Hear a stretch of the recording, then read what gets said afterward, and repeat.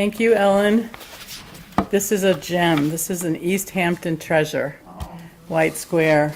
I talk about it. I spread the word far and wide, and many folk have never been here before because there's isn't there a dividing line between East Hampton and Northampton? There is, but I'm really happy to be here. I'm happy to read with Rich as well. So thank you for coming, 4 o'clock on a Saturday afternoon, to sit back and listen to some poetry. I hope it transports you. I love to write poetry. I've been doing it all my life, and it's especially wonderful for me to read because then I get to sort of, kind of engage with the audience in a way that I can't when I'm just in a lonely, solitary room with a lonely table. So thank you. I'd like to start by just reading one poem from my first book, Finding the Bear. This book was published 20 years ago, and it was the first book that Perugia Press, a wonderful local press, published. And so I'm very proud to be sort of the matriarch of Perugia Press. But there's a poem in here I wanted to read because it speaks to me a lot since the election and since our world and what's happening today and yesterday and every day. It's entitled Buzzard. From a distance, you mistake me for a hawk. I circle with grace, slicing the wind, but look closely. My ragged wings shine with grease. My naked head makes you turn away. You do not want to catch the smell of death in your fine nose. I am following you.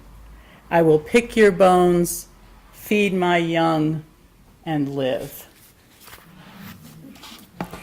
Yes, we will. We will live. We will survive. Come on in. Have a seat. Thank you. A few poems from my third book, Waving Back. I'd like to share a few of these before I read from my new book. And the poem opens with a very short prose poem. And prose poems, people argue all the time, what is a prose poem? To me, a prose poem is a short poem that really kind of encapsulates a story and is not concerned with line breaks, so it just looks like a little block of text. I love stories, and so much of my poetry is narrative. Spilt milk. Morning comes, house quiet, mother gone. The baby asks for milk in an orange cup. A voice sings, Mariposa, Mariposa. Baby's lips are rimmed with white. She sways to the beat, licks the cup, cup drops. A pool of milk stops the music. A voice commands, don't cry, but cry she does, for the mess, the morning, the mother. And so it begins. Begins with the mother, always, right? I feel that's been a theme that drives me a lot as a mother myself, and also with my own mother and my family, and kind of so many of my poems are drawn from that. And I see, just kind of scanning the room a little bit, that there are some people of a certain age who perhaps will understand who Mary Martin is. Okay, I have to be careful because when I read this poem to young crowds, I get like, who? Mary Martin. This poem is titled Ambition. She tried to fly when she fell in love with Mary Martin as Peter Pan, visible harness and all. Jumped off rocks, then trees, only one broken bone to show for suspended disbelief. Dreamed of wings sprouting from shoulder blades, toes webbing like the Swan brothers in Andersen's tale. She would be one of them, willed herself not to bleed, to stop breasts from budding, hips from curving, not the sister on shore, sewing nettle coats with bloody fingers. She would not be sentenced to earth with only one wing.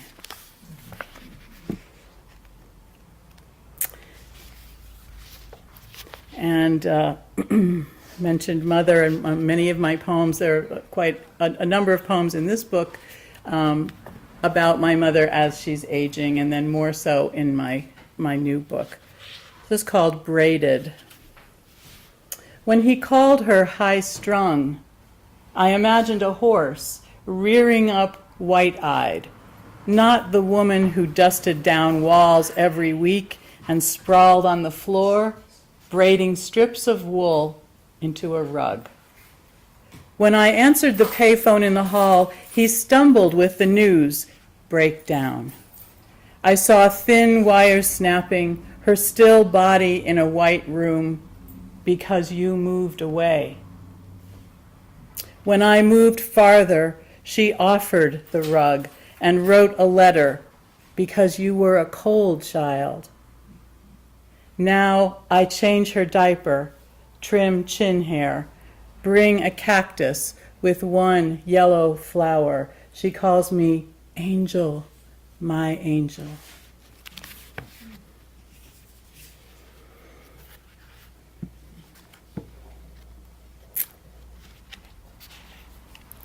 And on a lighter note, well, since Rich is here, Rich, as the Poet Laureate of Northampton, had a wonderful initiative where he asked poets in town to submit poems to be hung in local restaurants, right? That was great. That was a great thing. And actually, so one of my poems from this book was selected and to be put up in a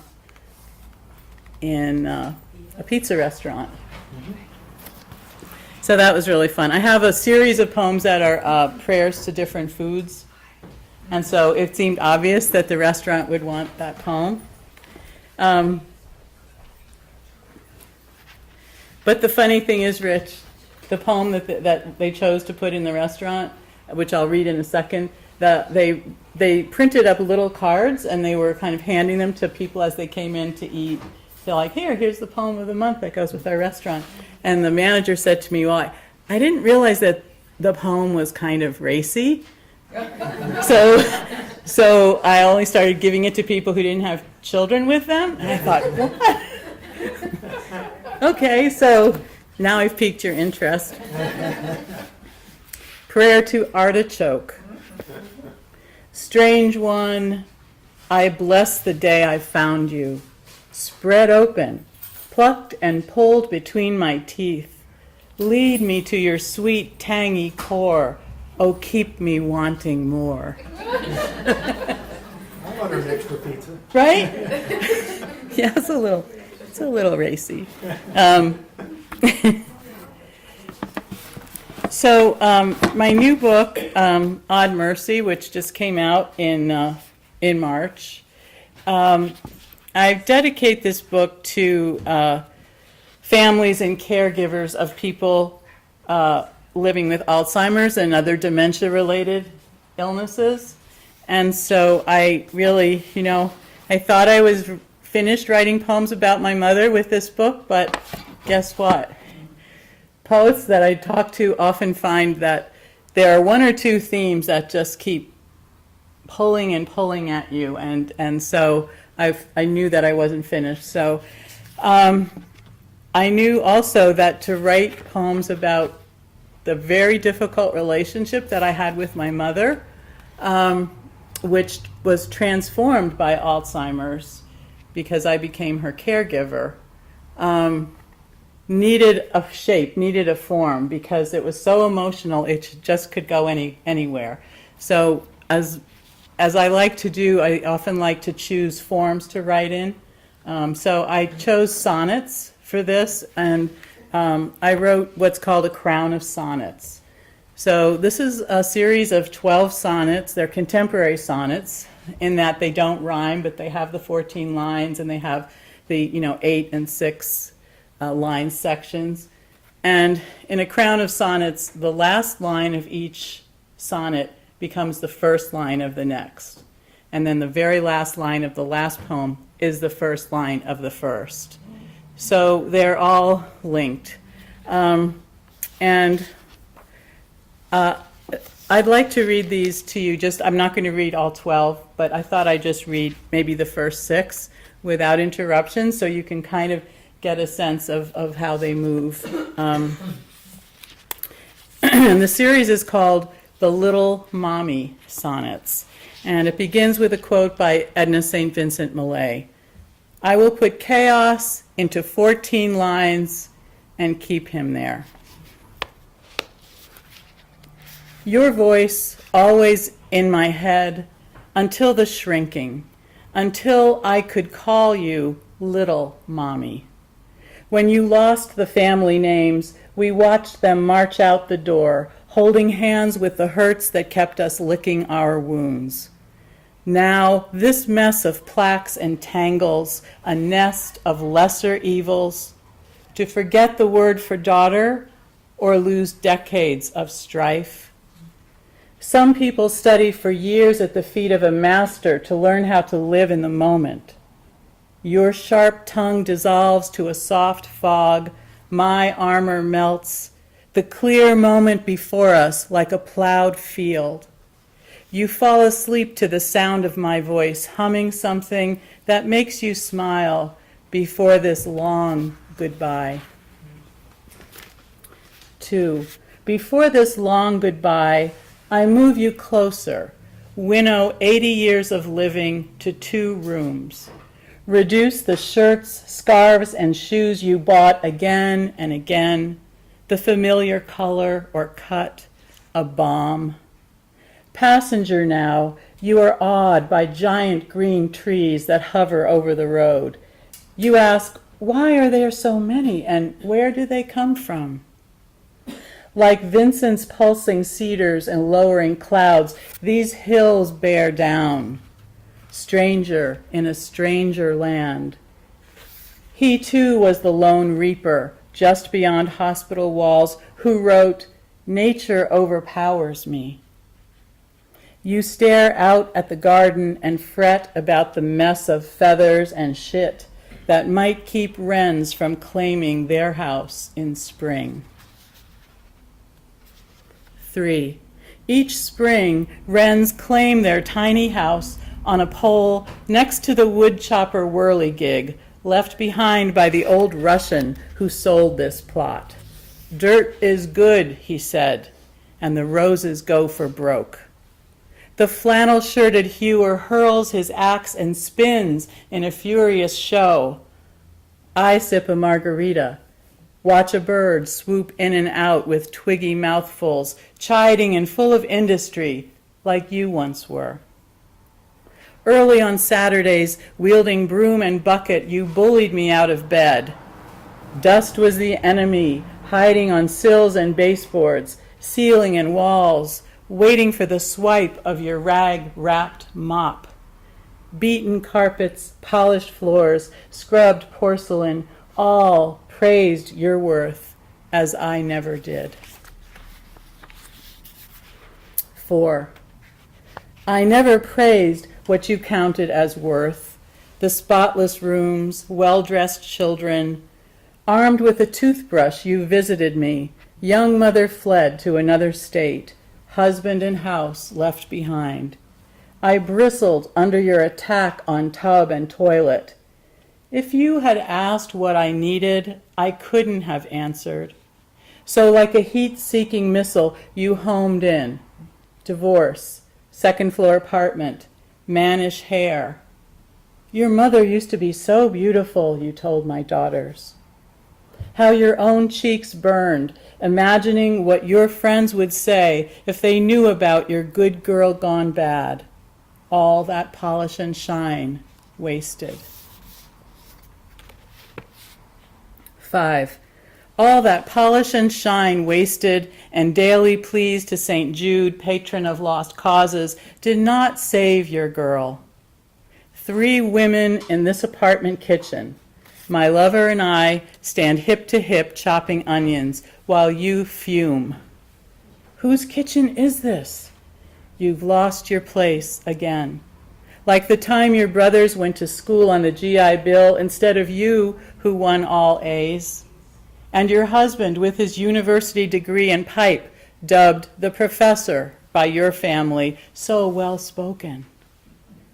You sewed and cooked and cleaned till no one could deny your gifts until this daughter who threw it all away for this other one stirring the pot. You sit with empty hands and nothing smart to say. 6. With nothing smart to say, you always changed the conversation from politics to a recipe. Dad and I talked, you tuned out. Wars started and ended. People marched in the streets. The word gay was spoken on television, but you stayed out of it. You went to confession and mass, counted the collection basket for Father John, braided a rug from old coats, sunbathed in the backyard. I prodded. Now's your chance to take classes. You refused. It's too late. Maybe the fog was beginning its erasure, and afraid of deep water, you held fast to dry land. What did you see in my eyes, this college smarty pants who didn't want to shop like other daughters? I'll stop there. Thank you. Thank you. So, there's six more of that sequence.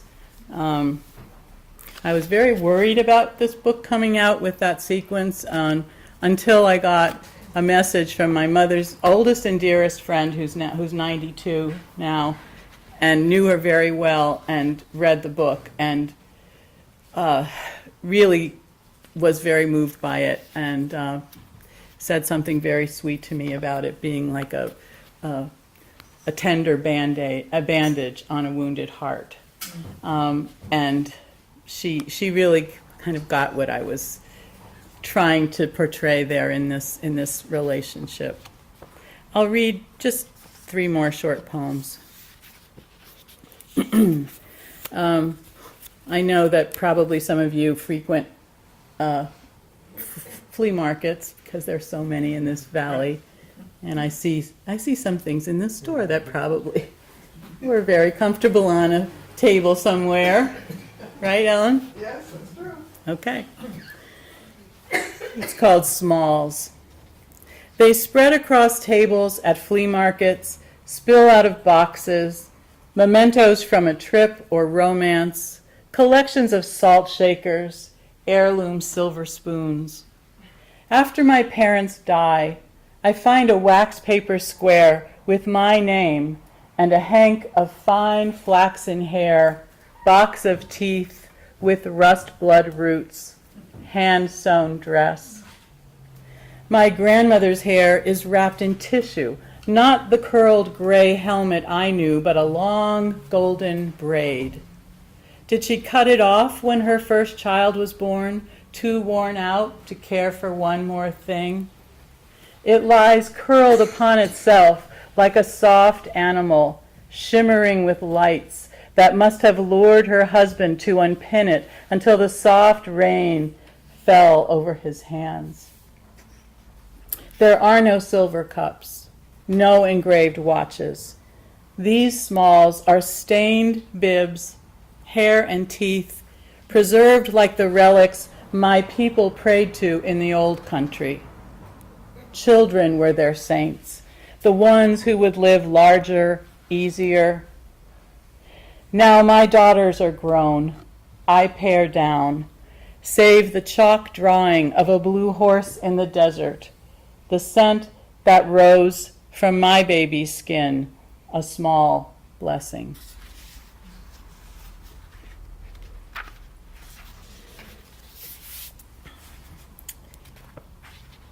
a few more of those food poems appear in this book. Prayer to Salt is in here. And just as an aside, I read, when I was reading from this book at a bookstore in Maine, and I read there are 5 prayers to food in here. When I finished reading them, a little boy came up to me at the end and he said, "Could you write a prayer about donuts?" And I just kind of like, ha ha ha, I don't really like donuts. I didn't think about it. And darn it, I just found out that there's a press that's putting together an anthology of donut poems. Really? So I wrote one last week. I'm not going to read it today, but I'll read Prayer to Salt. More than once, your waves tumbled me breathless, spitting sand. I used and used you to blot blood stains, to gargle and brine. Threw you into stews and over a shoulder for savor or safety. Licked tears and tried, like Lot's wife, not to look back for too long. Take my bones and flesh, but please preserve the sting of memory. And I'll end with a poem that I like to come back to a lot, a very short poem from this book.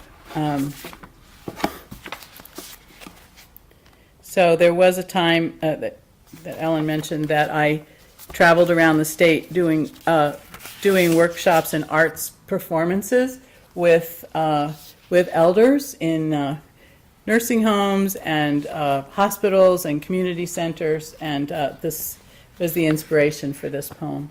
Haiku Therapy. After his wife died, the counselor recommended grief therapy, where he learned to write haiku. In the apartment, with radio blaring, he counted syllables. Cherry blossoms die. Everything has turned to shit. I don't give a damn. His daughter was glad he was taking an interest in something. His teacher said to keep writing. Seasons are for fools. You can't count on anything. The dumb sun rises. Thank you very much.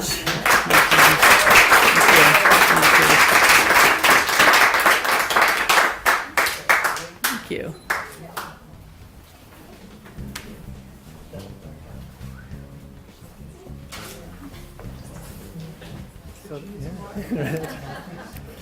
I'm going to read, it's Passover coming up tomorrow, and I'm going to start with the first poem in my book, More Money Than God. It's called Elijah versus Santa. I've somehow become known for my Judaica books. That's what most people are aware of. But I grew up with no Jewish education of any kind. We did not celebrate holidays, any Jewish holidays. And the only picture I have of myself as a child is sitting on Santa's lap. And this is called Elijah versus Santa. Weight advantage, Santa. Sugar and milk at every stop. The stout man shimmies down one more chimney, sack of desire shooting behind, while Elijah, skinny and empty-handed, slips in invisible as a once favored, since disgraced uncle through the propped open side door. Inside, I've been awaiting a miracle since 1962, my 9-year-old self slouching on this slip-covered sofa, Manischewitz stashed beneath the cushion. Where are the fire-tinged horses, the chariots to transport me? Where is the whirlwind and brimstone? Instead, our dull-bladed sleigh rests in the storage bin beneath the building's soot-covered flight of cellar stairs. Come back to me, Father, during December's perfect snowfall, and pull me once more up Skank and down Pitkin where the line wraps around Church Hall. Show me again the snapshot of the skull-capped boy on Santa's lap. Let me laugh this time and levitate like a magician's assistant awed by my own weightlessness. Give me the imagination to climb the fire escape and look up toward the godless heavens and to marvel at the ordinary sky. So I grew up in Brooklyn, New York, during a time when Brooklyn was a place you worked desperately hard to get out of, not a place that you couldn't afford to get into. I kind of grew up with a confused relationship to money. We didn't have any, and we hated anybody who did. That was family tradition. But I also liked nice things. Very early on, I loved sculptures and first edition books, and so I had that desire. This is the title poem of my book. It's called More Money Than God.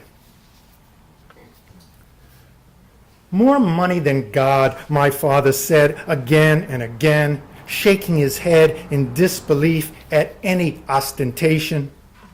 The neighbor's gold-plated knocker, we still banged fists. Or my own lust to own the autographed edition or the waxed bronze bust. It is not only the idea which should hold all the pleasure, but the poet's pencil marks on paper which we treasure above the memorized poem. And so I fan my flushed face, signaling the fast-talking auctioneer who has traced the provenance and picks up the pace, multiplying offers. And who now does my father's bidding? Heaven's coffers, perhaps, are for the destitute. But why did he have to die to escape the shitty, crime-ridden, never-to-be gentrified neighborhood of both our births?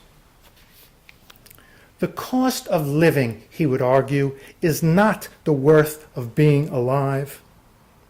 But still, he checked each lottery ticket which littered the empty lot next door, praised their silver latex glitter, praying to the beautiful unscratched like little gods. Money talks, he taught me, but nobody beats the odds. So I was lucky enough a number of years ago to be invited to read my work in Russia. And it really was a wonderful experience. It's kind of almost the stereotypical what you would imagine. The audiences were great, and they cheer, and it was just wonderful. I had an interpreter, and I can promise you that these poems sound much better in Russian. There's just a beautiful ring to it, After one of the readings, and I was traveling with a friend who was an African American poet, we stopped at a bar, and there was my wife was there as well, and she pointed out on the bar menu there was a drink called the Dead Negro. This is called Dead Negro. Nothing is where I left it. The empty, littered lot next to my father's hardware store has turned up 2 blocks to the north.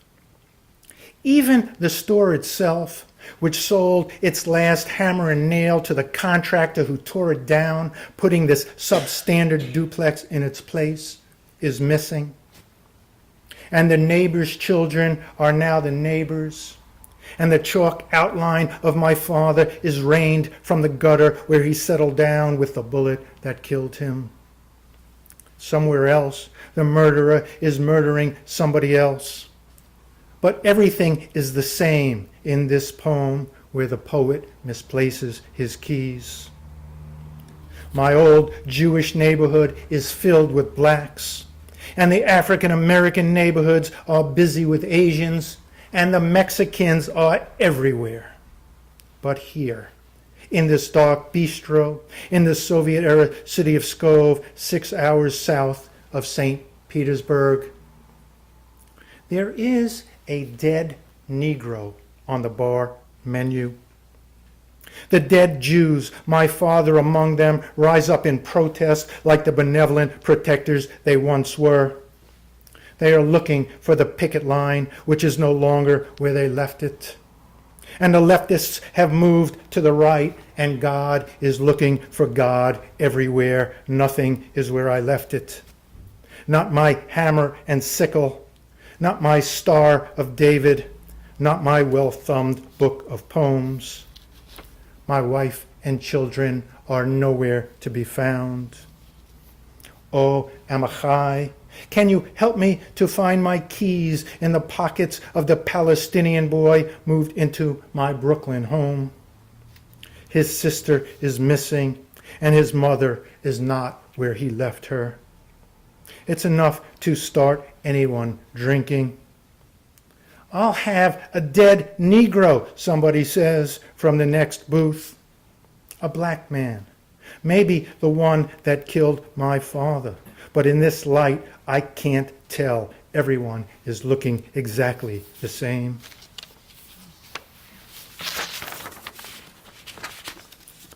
So gun control is something that's important to me.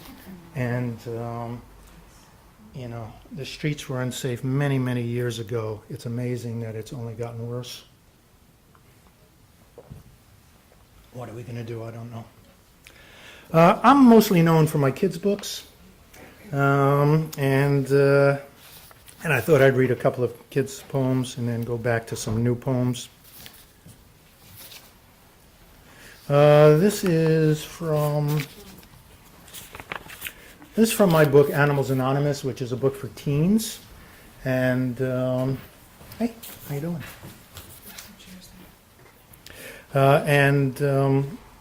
It's based on kind of like stereotypes of a lot of different teens. It's based in a school, and they're all telling their story to the school psychiatrist, and they all have something that's troubling them, and they think they're outcasts, but of course, everybody's got problems. This is called Holy Moly. This is the mole. Mama fed me earthworms when I was a baby mole.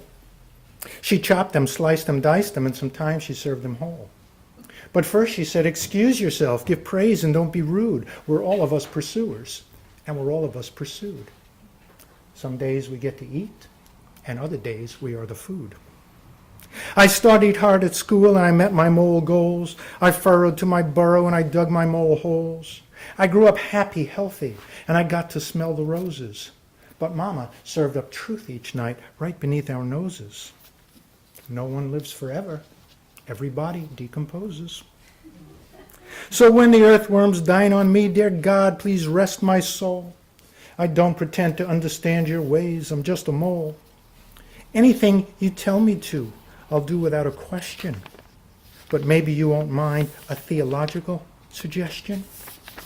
Everybody dies, but how about I be the exception? So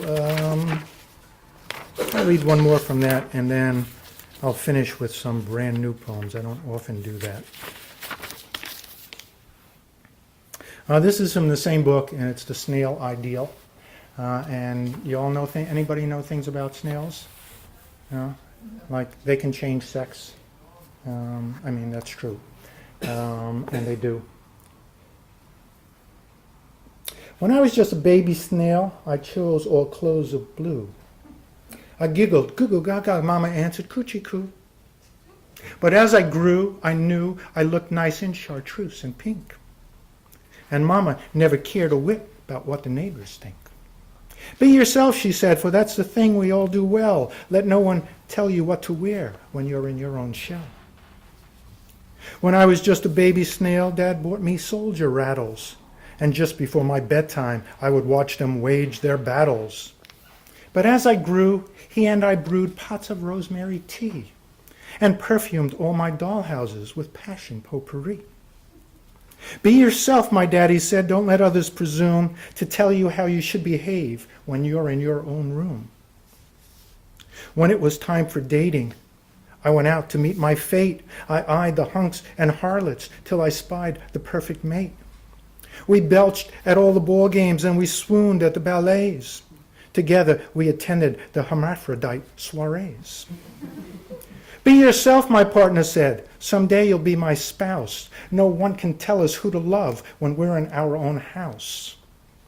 Of all God's creatures, mollusks might not be the most evolved. Though prejudice, I'm proud to say, is one problem we've solved. We never try to impede anybody's natural growth, whether they are happy being female, male, or both.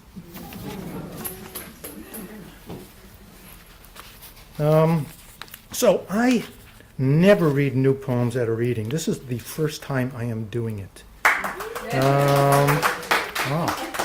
Maybe I'll do it more. And that's because tomorrow's Passover, and I'm working on a book that is a kind of an alternative Haggadah. Is there anybody who does not know what a Haggadah is? Yes. So that's what we Jews read at Passover. It tells the story of the Exodus, and it means order, and it's the order of the meal that you eat. It's very specific orders of things, and and it tells the story of the Moses, drowning all the Egyptians, and we cheer and things like that. And there's a prayer before everything you do, and a lot of those things kind of make me uncomfortable. So I decided to make my own prayers, and I'm working on a book with the artist Michael Kutch, who some of you might know, and is doing illustrations. So because it's tomorrow, I'm going to try some. This is called Prayer Before the Breaking of the Matzah.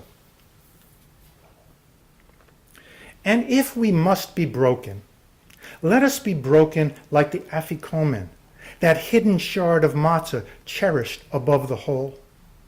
Let us be wrapped in the soft linen napkin of the Lord's silence, like pilgrims kneeling on smooth stones in a Jerusalem gutter, oblivious to the clatter of the market. Let our children, searching beneath cushions, call out to claim lost quarters. Let them ransom us back to the table.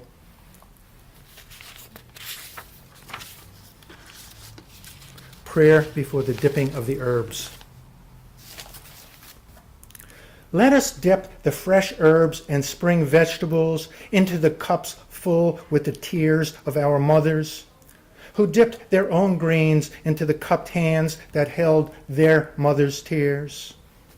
We can trace the mothers back to their place of origin, the spring from which the stream arose to nourish the arid landscape I see out the window of the house where we gather every spring to celebrate our freedom.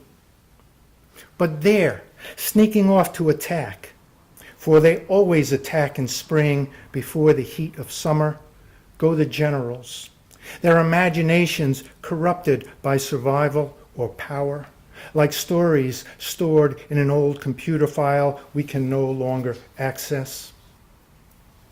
So let the children push back their chairs from the table and grow up to misremember the bang of explosions as the sound of the angel of reparations wrestling with the angel of peace. Let the winter's wings sprout new growth until, too heavy to fly, they take root, become shade trees, each leaf an unanswered question. I wish that wasn't so current. Prayer before the slaughter of the lamb. Let the lion circle its prey while we place the violin under the chins of our children, guiding their fingers along its slender, tapered maple neck. Let the tough connective tissues tear, tendons ripped by the grip of teeth, while we tighten the rosewood pegs, admire the luthier's skill in the carved decorative scroll. What is the timber, my lamb, of civilization? And how many lives will we willingly sacrifice? There is blood on our doorposts, fright and bleat. But let us now be as farmers, planting each pitch like a single seed. May this note blossom into prayer.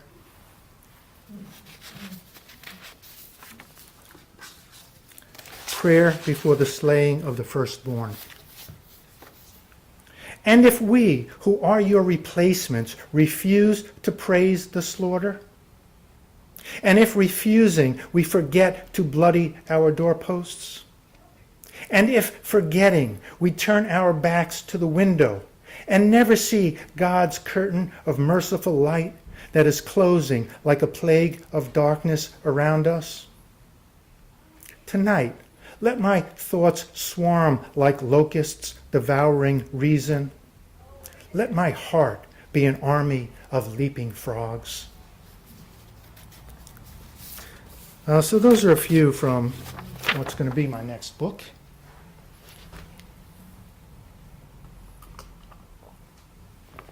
Tomorrow I'll do the regulation prayers.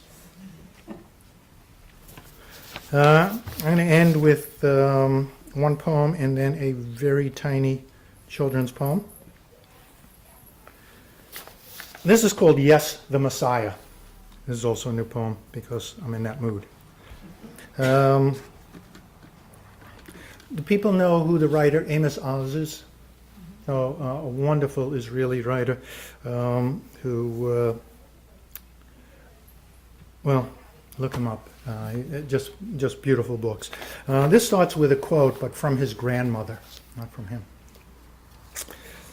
When the Messiah comes, if he says, "Nice to meet you," the Christians will apologize to the Jews. If he says, "Nice to see you again," the Jews will apologize to the Christians. Amos Oz's grandmother. There is Moses of Crete and Moses of Cisneros, and even a case could be made for the majestic Hebrew. How does one choose between the fraudulent world and its small promises? Comfort or pleasure? False Messiah or family reunion? Even my aunt is railing against the graven images of Elvis's immortality, steering the conversation back towards Der Strummer's fat-bellied, hook-nosed killers of Christ. Holy cow, they find hate funny, my thick-lipped uncle says, waving a butt-naked, ass-up cartoon Mohammed. But why debate? We all have our claims, and I too have lost the truth between my life and its story. Yes, the Messiah, my grandmother sighs. And so let us follow her to the edge of the ocean. Let us wait forever and celebrate our divinity. Let us apologize to each other, whether or not the waters begin to rise. And I'm going to end with a very tiny poem from my book, S's for Sea Glass.